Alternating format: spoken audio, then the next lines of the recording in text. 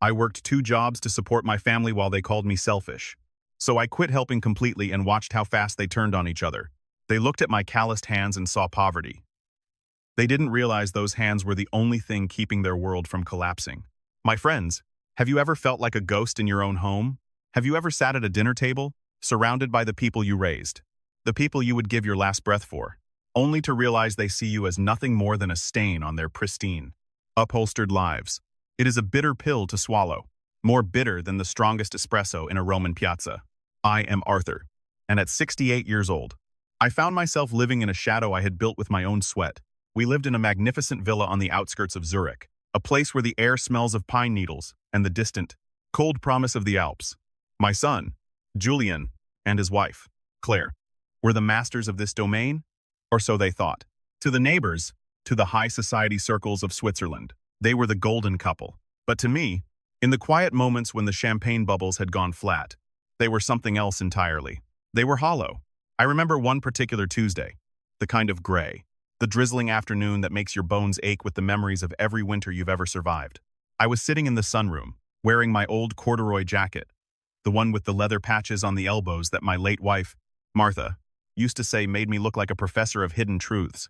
I was nursing a lukewarm tea, looking out at the manicured lawn, when Claire swept into the room. She didn't walk. She marched, her designer heels clicking against the marble floor like a countdown. She looked at me, her eyes skimming over my worn shoes and the faint scent of cedar and oil that always clung to my skin. And she said, it wasn't a sigh of exhaustion. My friends, it was a sigh of profound, practiced annoyance. She told me that they were hosting a pre-gala cocktail hour for the board of the Historical Preservation Society. Then came the blow, delivered with a smile that never reached her eyes. She asked if I wouldn't mind staying in the guest wing for the evening, or perhaps taking a long walk into the village. It's just that these people have a certain aesthetic, Arthur, she said, smoothing her silk skirt. And your presence, well, it complicates the image Julian is trying to project. The image, that was the word that ruled their lives. Julian arrived home shortly after, looking every bit the successful architect he claimed to be. He threw his leather briefcase onto the antique table, a table I had personally restored 20 years ago, and looked at me with a mixture of pity and frustration. He didn't ask how my day was. He didn't ask about the pain in my hip. Instead, he sat down and began the lecture I had heard a dozen times before. He called me selfish. Can you imagine that? He sat in a house I had paid for, wearing a watch that cost more than my first car, and told me I was selfish because I refused to sign over my remaining pension and the small plot of land I still owned in the French countryside. He told me that I was hoarding my resources while they struggled to maintain the standards of their position. He spoke about the burden of having an elderly parent who contributed nothing but clutter and awkward silences to their social climb. I sat there, my heart heavy as a mountain stone, and I realized that my own son saw me as a liability, a relic of a past he wanted to bury under layers of glass and steel. What they didn't know, what they never bothered to ask, was where I went every night when the house fell silent. They thought I was an old man wandering the streets in a haze of senility or sitting in some dim-lit tavern wasting my meager savings. They didn't see the black sedan that waited for me at the end of the driveway at 10:00 p.m. They didn't know that for the past 3 years, I had been working 2 lives. By day, I was the shabby grandfather they were ashamed of. By night, I was the master conservator, the only man in Western Europe trusted to touch the crumbling masonry of the great cathedrals and the private vaults of the silent elite. I worked as a night consultant for the Zurich Historical Bureau, and I spent my weekends in a private workshop, restoring artifacts that the world thought were lost to time. I wasn't hoarding my pension. My friends, I was using every cent of my secret earnings to pay the staggering mortgage on that very villa, a debt Julian had hidden from Claire, a debt that would have seen them on the street months ago, if not for the selfish old man in the frayed jacket. The irony of it all was like a sharp frost. Julian would complain about the rising costs of everything while sipping a vintage wine I had quietly stocked in the cellar. Claire would moan about the laziness of the working class while I stood for 8 hours on a scaffold in a cold crypt, my hands trembling as I injected resin into 17th century wood to save a piece of history. They lived in a curated fantasy, a world of borrowed luxury, and they chose to despise the very foundation they stood upon. I remember a dinner where Claire's friends, people with names that sounded like falling silverware, discussed the problem of the aging population. They spoke as if we were a collective drain on the vibrancy of the continent. One woman, dripping in pearls, looked directly at me and asked, "And what did you do before you retired?" "Arthur, was it something manual?" The way she said manual made it sound like a disease. I looked at her, my mind flashing to the stained glass of Notre Dame and the intricate clockwork of the Prague horloge. And I simply smiled. I was a builder, I said. They laughed. A builder. To them, I was a man who laid bricks, not a man who preserved the soul of Europe. The tension in the house grew until it was a living thing, a cold fog that never lifted. Julian's accusations of my selfishness became more frequent, more vitriolic. He began to suggest that perhaps a retirement community in a less expensive canton would be more suitable for my lifestyle. He told me that my presence was stifling their children, my grandchildren, whom I was forbidden from speaking to in French because Claire thought it sounded too provincial.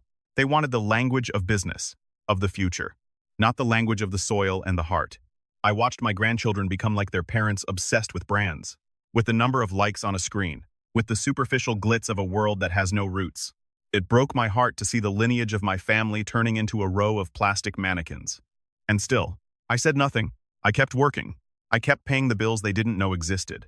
I kept the secret of their impending bankruptcy locked in my chest, a heavy secret that was slowly turning into a weapon. I often wondered if they ever looked at my hands, truly looked at them. They were the hands of a man who had lived. There were scars from chisels, stains from pigments that no soap could ever fully remove, and a thickness in the knuckles that spoke of decades of grip and precision. To my son, these were dirty hands. To the world of the elite, these were the hands of a ghost. I would return in the early hours of the morning, creeping into the back entrance like a thief, my back screaming in protest, only to find a note on the kitchen counter from Claire reminding me to clear the driveway of snow before the neighbors woke up. She didn't want the aesthetic ruined by a messy path. I would take the shovel, my lungs burning in the icy alpine air, and I would clear the way for their luxury SUVs. Thinking all the while about the cathedral vaults I had just secured, the contrast was almost comedic. The man saving the history of nations was being told he was a nuisance for leaving his boots by the radiator. There is a specific kind of loneliness that comes from being misunderstood by your own blood. It is a hollow ache, a feeling of being a traveler in a land where you speak the language, but no one hears the meaning of your words. I would sit in the local library during the day, just to be out of their sight, surrounded by books that understood the value of time. I saw the way people looked at me, a pensioner, in a cheap coat, perhaps someone to be pitied, or ignored. I became an expert at being invisible. It is a powerful thing. Invisibility. You see the world for what it truly is when people think you have nothing to offer. I saw the greed, the pretension, and the hidden fears of the so-called upper class. I saw my son's desperation to belong to a world that would chew him up and spit him out the moment his bank account ran dry. And I knew, with a certainty that chilled me, that the day of reckoning was approaching. The breaking point came when Julian announced they were planning a massive summer gala to finalize their standing in the Zurich elite. He told me, with a coldness that I will never forget, that I would need to find other arrangements for that week. "We're inviting the upper echelon, Dad," he said, not even looking me in the eye. "People who define the culture of this city, we can't have you lingering. It sends the wrong message about our family's success." Success. He used that word like a shield. I asked him, very quietly, "Julian, do you even know what success means?" He laughed. A harsh, brittle sound. "It means not ending up like you, Arthur. It means not wearing the same coat for 10 years and smelling like a hardware store. It means power." I looked at him, really looked at him, and I didn't see my son. I saw a stranger built of ego and insecurity. I realized then that my silence was no longer a gift of protection. It had become a fuel for their arrogance. I had shielded them from the harsh winds of reality for too long, and in doing so, I had allowed them to become monsters of vanity. They called me selfish because I kept my small pension to myself, never realizing that my small pension was actually a massive income, being funneled into their vanity project of a life. They treated me like a beggar at their gate, unaware that I owned the gate, the house, and the very ground they walked on. The other arrangements Julian wanted me to make. Oh, I would make them. But they wouldn't be the arrangements he expected.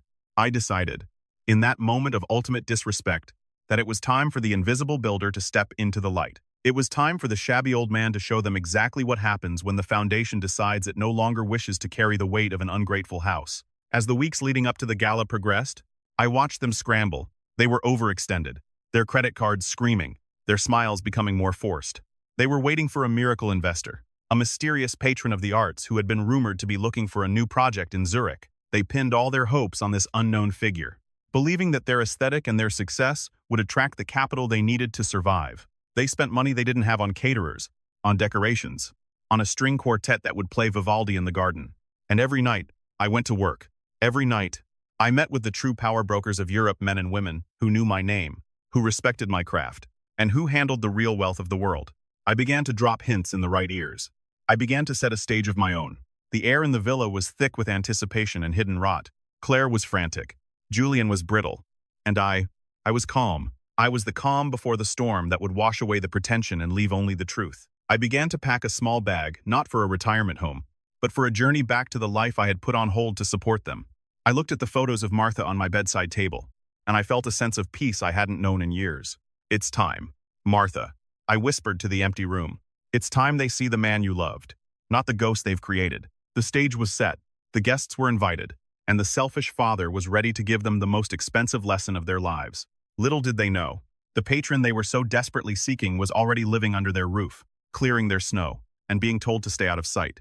The surprise, my friends, was going to be legendary. The days leading up to their grand gala were a masterclass in human vanity. My friends, I watched from the periphery as the villa was transformed into a stage for a play that Julian and Claire couldn't afford to produce. They brought in florists, who spoke in hushed, reverent tones about floral architecture, and caterers who insisted that the smoked salmon be sliced to the thickness of a moth's wing. To them, I was just a ghost haunting the corridors, a silent, slightly dusty reminder of a past they wanted to forget. Julian's stress was like a physical heat radiating off him. He would pace the hallways, his phone glued to his ear, his voice dropping into a desperate whisper whenever he spoke about liquidity or bridge loans. He was a man drowning in a sea of silk, and he had no idea that the only person holding a life raft was the father he treated like a servant. Every night, while the house slept under its veil of pretension, I would slip out. My back would ache as I descended the stairs. But the moment I stepped into the crisp, midnight air of the Alps, I felt a surge of vitality that Julian would never understand. The black sedan would be waiting, its engine purring like a contented predator. The driver, a young man named Stefan, who knew more about my history than my own son did, would hold the door open with a respect that was almost painful in its sincerity. "Good evening, maestro," he would say. Maestro, not dad, not Arthur, and certainly not the burden. In the back of that car, as we sped toward the secret workshops of the city's historical district, I wasn't an old man in a frayed coat. I was the guardian of the city's bones. I spent those nights in a world that didn't exist for people like Claire. I worked in the hidden vaults of the Grossmünster, where the air is thick with the scent of centuries, and the silence is a living thing. I spent hours under the glow of specialized lamps, using surgical tools to stabilize the deteriorating frescoes that documented the very birth of our European identity. My hands, which Julian mocked for being clumsy and stained, moved with the precision of a watchmaker. I was earning more in a single night of consulting than Julian made in a month at his architectural firm. Yet I would return home before dawn, wash the grime from my fingernails, and prepare to be insulted over breakfast for using too much hot water. It was a bizarre, exhausting double life, but it gave me a perspective that was both tragic and enlightening. I remember one morning, I was sitting in my small workshop, a stone shed at the back of the property that they had allowed me to keep because it was out of sight. I was cleaning a set of 19th century chisels, the metal cool and familiar in my palms. Julian walked in, his face contorted in a sneer. He looked at my tools as if they were garbage. "Still playing with your scrap metal, Dad?" he asked, leaning against the doorframe. "You know, if you spent half as much time looking for a way to contribute to this family as you do in this damp hole, we wouldn't be in such a tight spot." I looked up at him, my thumb tracing the edge of a blade that could carve oak like butter. I wanted to tell him that those scraps had just paid for the new roof over his head.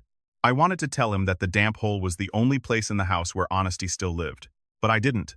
I simply nodded and said, "Everyone needs a hobby." Julian, he rolled his eyes, muttered something about senile stubbornness, and left. He never noticed the ancient, gold-leafed frame sitting under a tarp in the corner, a piece worth more than his SUV. The psychological weight of being dehumanized by your own flesh and blood is a heavy thing to carry. My friends, it's not just the words. It's the way they look through you, as if you're a piece of furniture that has outlived its usefulness. I would watch Claire instruct the housekeepers on how to polish the silver, and she would speak about me as if I weren't standing 3 feet away. "Make sure you move Arthur's shoes from the foyer," she'd say, her voice dripping with artificial politeness. "They ruin the flow of the entrance. And for heaven's sake, make sure he doesn't use the good towels." I became an expert at the awkward silence. I would enter a room and the conversation would die, replaced by the forced smiles of people waiting for me to leave. I saw the way my grandchildren were being coached to view me not as a source of wisdom or a link to their heritage, but as a quaint and somewhat embarrassing relative they had to tolerate. One afternoon, a courier arrived at the front gate, He was wearing a crisp uniform and carrying a document tube sealed with the wax emblem of the International Heritage Foundation.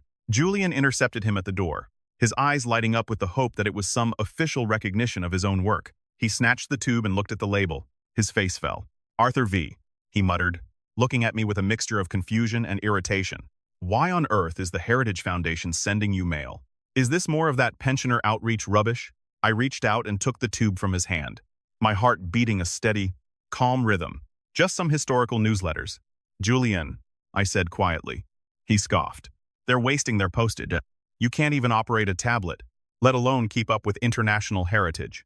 He walked away, never realizing he had just held the formal invitation to the very gala. He was hosting an invitation that listed me as the guest of honor. As the tension built, I began to see the cracks in their golden life. I overheard a phone call between Julian and his banker. My son was begging, literally begging for an extension on their credit line. He was promising that the patron would be at the gala and that a massive investment was all but guaranteed. The desperation in his voice was pathetic. It was the sound of a man who had built his house on sand and was now trying to hold back the tide with his bare hands. I felt a pang of pity for him. I really did. He was my son, after all. But then I remembered the way he had talked about my selfishness, while I was silently draining my life savings to keep his lights on. I remembered the way he had told me I wasn't aesthetic enough for his friends. Pity is a fragile thing, my friends, and it shatters easily against the rock of repeated disrespect. The climax of their cruelty came 2 nights before the gala. We were having a simple dinner which, in Claire's world, meant 3 courses and no joy. Julian leaned across the table, his eyes bloodshot from lack of sleep. "We've made the arrangements. Dad," he said, his voice flat. "There's a lovely little inn about 30 kilometers from here. We've booked you a room for 3 nights. It'll be like a little holiday for you. Stefan will drop you off tomorrow morning." I put down my fork and looked at him. "You're sending me away for your party?" I asked. Claire didn't even look up from her salad. "It's for the best. Arthur, the house will be full of important people, ministers, billionaires, the elite of Zurich. You'd just be uncomfortable. And frankly, we need your room for the extra staff." I looked at the 2 of them, the son I had taught to walk, and the woman who had promised to love his family, and I felt a coldness settle in my marrow that I knew would never leave. "I see," I said. "And what if I don't want to go to the inn?" Julian slammed his hand on the table, the wine in his glass sloshing over the rim. "It's not a request. Dad, for once in your life, stop being so incredibly selfish. We are on the verge of something huge here. This gala could change our lives. We can't have you moping around in your moth-eaten jackets, reminding everyone that we come from people like you. Just go to the inn, stay out of the way, and maybe when we have the patrons' money, we can talk about getting you a proper place of your own."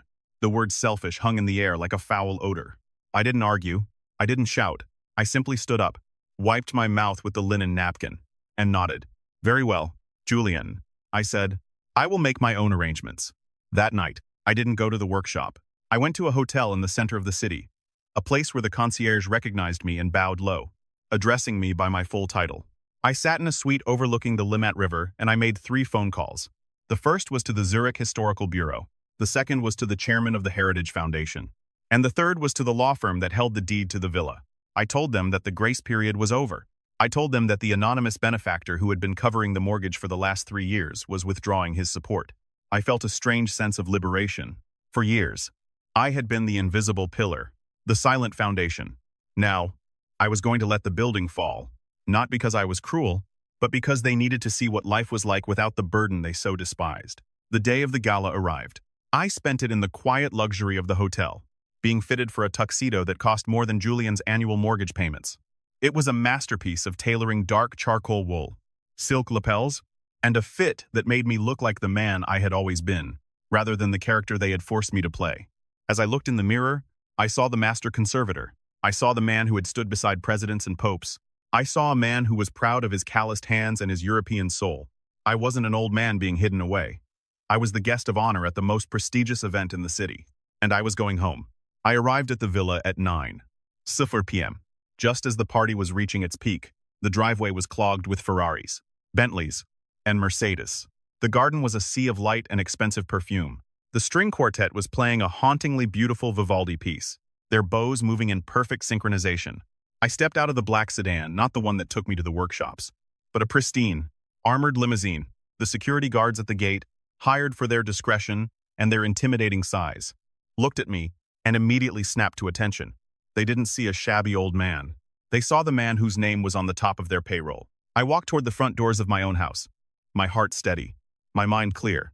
I could see Julian and Claire through the glass doors. They were holding glasses of champagne, laughing with a group of people who looked like they were made of gold and ego. They looked successful. They looked aesthetic. But as I approached, I saw the flickers of anxiety in Julian's eyes as he scanned the room, looking for the mysterious patron who was supposed to save him. He didn't see me at first. I was just another tuxedo in a room full of them. But then, the music stopped. The chairman of the Heritage Foundation stepped onto the small podium in the center of the room and cleared his throat. "Ladies and gentlemen," he announced, his voice carrying the weight of undisputed authority, "we are gathered here to honor the preservation of our history. And tonight, we have the distinct privilege of introducing the man who has done more for the soul of Europe than any other in this century. Please join me in welcoming our guest of honor and the primary benefactor of the International Heritage Fund." The room went silent. Julian and Claire turned toward the door, their smiles frozen like masks. I stepped into the light of the grand chandelier. I saw the moment recognition hit them. I saw the color drain from Julian's face until he was the white of a bleached bone. I saw Claire's glass slip from her hand, shattering on the marble floor, the same floor I had paid for. The same floor she had told me was too good for my shoes. I didn't look at them with anger. I looked at them with a profound, quiet sadness. The selfish old man had arrived, and the play was about to end. The silence that followed the chairman's announcement was not the polite hush of a captivated audience. My friends, it was the heavy, suffocating silence of a room that had just seen the laws of gravity fail. You could have heard a single silk thread snap. I stood there, bathed in the warm glow of the Swarovski chandelier, the very one Claire had warned me not to stand under because my shabby appearance would ruin the light. I felt the weight of the charcoal wool on my shoulders, the crispness of the white shirt against my skin, and for the first time in years, I didn't feel like a guest in my own life. I felt like the master of it. I began to walk. The crowd of Zurich's elite bankers, museum directors, and socialites parted like the Red Sea before me. These were the same people who, moments earlier, would have stepped over me if I were lying on the pavement. Now, they were whispering, their eyes wide with a mixture of confusion and sudden, desperate reverence. I saw Julian. He was standing near the grand staircase, his face the color of wet ash.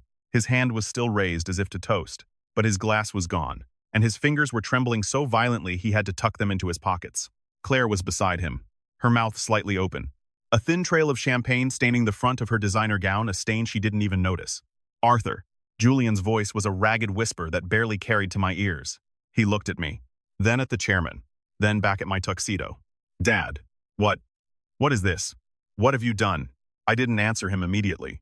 I walked to the podium and shook the chairman's hand. The chairman, a man who controlled more wealth than most small nations, leaned in and whispered, "They have no idea, do they? Arthur." The lions were living with a king and thought he was a mouse. I gave him a small, tired smile and turned to face the room. I looked directly at my son, and for the first time in a decade, I didn't see the little boy I used to carry on my shoulders. I saw a man who had sold his soul for a standard of living he couldn't maintain. "Good evening, everyone," I said. My voice was calm, resonant, the voice of a man who had spent 40 years speaking to the stone and wood of Europe's greatest monuments. My son asked me what I have done. It is a fair question. I stepped down from the podium and walked toward them. The crowd followed my movements as if they were watching a high-stakes duel. I stopped just a few feet from Julian and Claire. The scent of her expensive perfume was cloying. The scent of fear, even stronger. "I have spent the last few years being selfish. Julian, isn't that what you called me? Selfish for holding on to my pension, selfish for not contributing to the aesthetic of this house." Julian tried to find his voice. He straightened his jacket, a pathetic attempt to regain some shred of the authority he thought he possessed. "Dad, this is a misunderstanding. We were just concerned for your comfort. You shouldn't be here in this costume. You're making a scene. It was incredible. Really.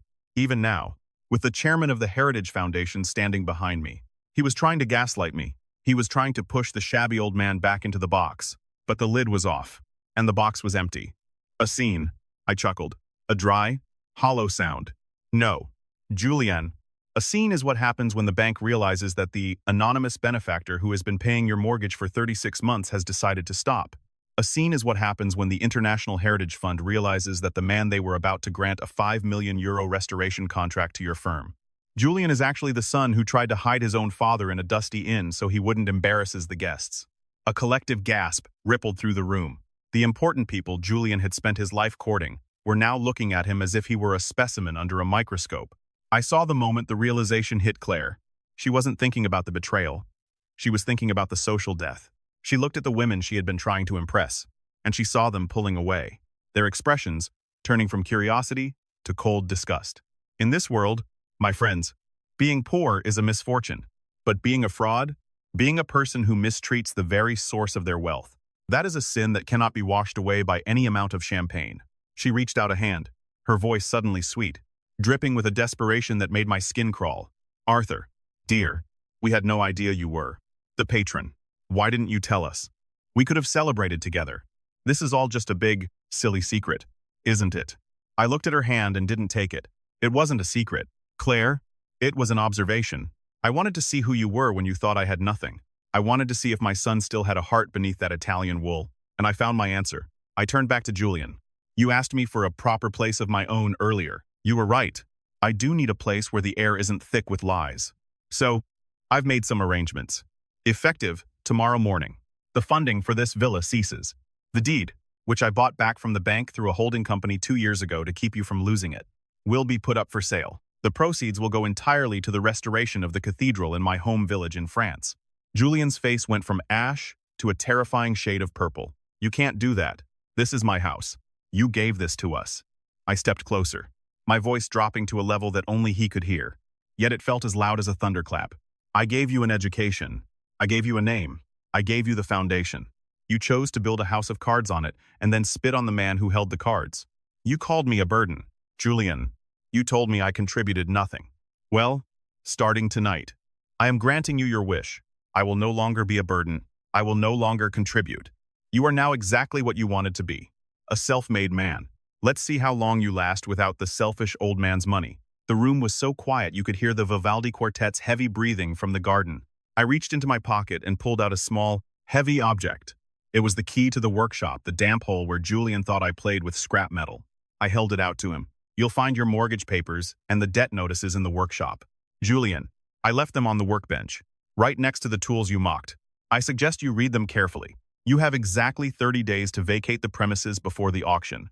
I didn't wait for him to take the key. I let it drop. It hit the marble floor with a sharp, final clack that echoed through the hall. I turned to the crowd, raising my hand in a polite, dignified gesture of farewell. I apologize for the interruption to your evening, ladies and gentlemen, but as my son so eloquently put it, I have other arrangements to attend to. Please, enjoy the salmon. I believe it's sliced to the perfect thickness. I walked toward the door, my head held high. I could feel Julian's eyes burning into my back, eyes full of rage, fear, and a sudden, devastating understanding of the height from which he was about to fall. He started to move toward me, perhaps to shout, perhaps to beg, but the chairman stepped in his way, a wall of social and financial power that Julian could never hope to breach. As I reached the threshold, I stopped and looked back one last time. The villa looked beautiful, a temple of light and luxury, but it was a hollow shell. I saw my grandchildren standing at the top of the stairs, looking down with confused, frightened eyes. That was the only part that hurt. But I knew that if they stayed here, they would grow up to be just like their parents, worshippers of the image, killers of the soul. They needed to see the fall. They needed to learn that a house is only as strong as the respect it shows to its elders. I stepped out into the night air. The black limousine was waiting. Stefan was holding the door open, his face a mask of professional calm, but I saw the glint of pride in his eyes. He had seen the whole thing through the glass doors. Where to, maestro? He asked. I settled into the soft leather seat. All the silence of the car. A welcome relief from the cacophony of the gala. I looked out at the lights of Zurich, the city I had helped preserve, and I felt a lightness in my chest that I hadn't felt since Martha passed away. To the airport. Stefan, I said, it's time to go home to the countryside. I hear the air in France is particularly honest this time of year. As the car pulled away, I looked out the rear window. The lights of the villa were still blazing, but they seemed smaller now, like a dying star. I knew that within hours, the guests would flee the sinking ship. I knew that by morning, the golden couple would be the talk of the town for all the wrong reasons. They had wanted power, and I had shown them what real power looked like, the power to walk away. The selfish man was gone, and with him, the only thing that made their world real. The sweet revenge wasn't in the money or the house. It was in the silence. I left behind a silence they would have to live in for a very long time. I thought about the night shifts in the cold cathedrals, the aching joints, and the insults I had swallowed like bitter tea. It had all been worth it. Not for the drama of this night, but for the clarity of it. I had saved the heritage of Europe, and in the end, I had saved my own dignity. I leaned back and closed my eyes, listening to the hum of the tires on the asphalt.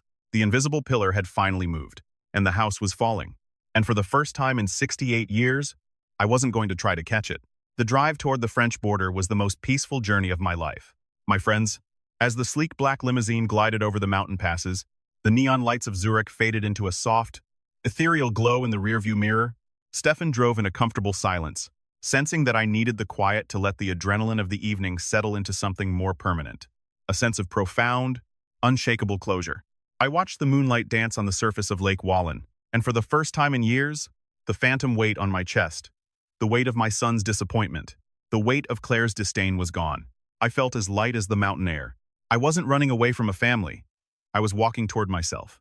I was returning to the man Martha had loved, the man who knew that the true measure of a person isn't found in the labels on their clothes, but in the integrity of their foundations. Back in Zurich, the fallout was, as I later learned, nothing short of a social earthquake. My friends, you must understand that in the upper echelons of European society, reputation is a currency more valuable than gold. And Julian had just declared bankruptcy in front of the very people he sought to lead. By the time the sun rose over the Alps the next morning, the golden couple had become pariahs. The guests at the gala didn't just leave. They fled as if the villa were a plague ship. The stories began to circulate before the last champagne bottle was even recycled.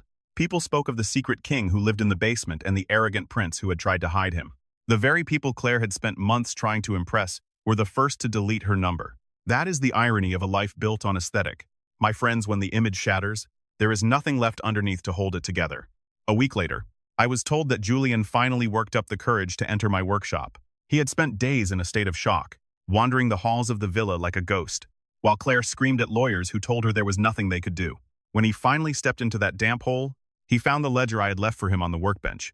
It wasn't a ledger of grievances, but a ledger of truth. It contained every mortgage payment I had made, every utility bill I had covered, and every secret debt of his I had quietly settled over the last 3 years. I'm told he sat on my old wooden stool, the one he said was too dirty for his house, and cried for 3 hours. He realized that the shabby man he had treated like a servant was actually the only reason he had been able to play the role of a successful man. He saw the receipts for his children's private school tuition, paid from the pension he had called selfish. He saw the truth, and the truth, as they say, is a mirror that doesn't flatter. The villa was sold 30 days later. A group of investors bought it, intending to turn it into a boutique hotel. I didn't care about the profit. I directed the funds to the restoration of the Romanesque cathedrals across the continent, ensuring that our shared history would stand long after the vanity of men like Julian had turned to dust. My son and his family moved into a small, functional apartment in a less fashionable district. Claire had to sell her designer bags and her jewelry just to cover the legal fees and the outstanding debts Julian had hidden from her. For the first time in their lives, they had to live according to their means. They had to experience the aesthetic of the common man, the very thing they had spent their lives mocking. I heard that Claire now works as a junior clerk, and Julian is a draftsman at a firm that wouldn't have even looked at him a year ago. They are learning what it means to build from the ground up. And perhaps, in time, they will learn to appreciate the hands that do the building. As for me, I returned to the small stone cottage in the French countryside, where Martha and I had spent our happiest summers. It is a simple place, with a garden that smells of lavender and rosemary, and a view of the rolling hills that looks like a painting by Cézanne. The villagers here don't know about the patron or the master conservator. They know me as Arthur, the man who helps the local priest repair the ancient stonework of the village church. I wear my old corduroy jacket every day, and here, no one looks at the leather patches as a sign of poverty. They see them as a sign of a life well lived. I spend my mornings in the sun, my afternoons in the cool shade of the church, and my evenings reading by the fire. I am not lonely. My friends, I am finally at peace. I often think about the sweet revenge people talk about. They think it's about making someone suffer, about seeing them in pain. But as I sit here, watching the sunset paint the sky in shades of violet and gold, I realize that true revenge is much quieter than that. It is the restoration of justice. It is allowing someone to finally face the consequences of their own choices. I didn't destroy Julian. I simply stopped protecting him from himself. I gave him the freedom from my presence that he so desperately wanted. And in doing so, I gave him the only thing that might actually save his soul, the necessity of humility. He still sends me letters long, rambling apologies filled with promises of change and pleas for a second chance. I read them, but I do not answer. Not because I am angry, but because a lesson, once given, must be lived. If I were to swoop in and save him again, I would be the selfish one. I would be robbing him of his chance to become a man of character. I want you to think about the people in your own lives who might be invisible. The elderly neighbor who wears the same coat every year, the quiet relative who never complains, the person who seems to contribute nothing to the fast-paced, digital world we live in. We are a continent of stories, a culture built on the quiet sacrifices of those who came before us. Never mistake a person's silence for a lack of power, and never mistake their simplicity for a lack of wealth. The most precious things in this world, integrity, craftsmanship, and love don't need a golden frame to be valuable. They are valuable in themselves, even when they are covered in the dust of a workshop or hidden behind a frayed sleeve. My grandchildren are the only ones I still communicate with. I send them books, real books, with paper that smells of history and stories that don't need a battery. I write them letters about their heritage, about the cathedrals of Europe and the men who built them with their bare hands. I want them to know that they come from builders, not just consumers. I want them to understand that a successful life is one where you can look at your own hands at the end of the day and be proud of what they've done, regardless of whether they are stained with ink, oil, or stone dust. I have hope for them. They are young enough to unlearn the vanity of their parents and learn the dignity of the soil. The church in my village is almost finished now. The spire catches the first light of dawn, a needle of stone piercing the morning mist. When I stand at the top of the scaffolding, my lungs filled with the fresh air of the valley, I feel Martha's presence more strongly than ever. She would have been proud of that night in Zurich. I think, not because of the tuxedo or the limousine, but because I finally stood up for the value of our life together. I stopped being a shadow and became a light. And that, my friends, is the most heroic thing any of us can do, to refuse to be diminished by those who don't understand our worth. So, as I finish my tea and the stars begin to peer through the deepening blue of the French sky, I leave you with this thought: life is a masterpiece in progress. And sometimes, the most important work a restorer can do is to remove the layers of grime and false paint to reveal the original beauty underneath. Don't be afraid to let the house of cards fall if it's hiding the truth. Don't be afraid to be the shabby person in a room full of silk if your heart is made of gold. Justice has a way of finding its way home, even if it has to walk through the snow in an old pair of boots. Thank you for sitting with me a while. It has been a pleasure to share this journey with you. If this story touched a chord in your heart, if it reminded you of someone you love or a truth you've long suspected, I encourage you to share it. Let it be a reminder that we are more than our appearances. And if you'd like to hear more stories from a man who has seen the world through the eyes of the stones, please subscribe and stay a while. There are many more secrets to uncover in the ruins and the restorations of our lives. Take care of yourselves, my friends.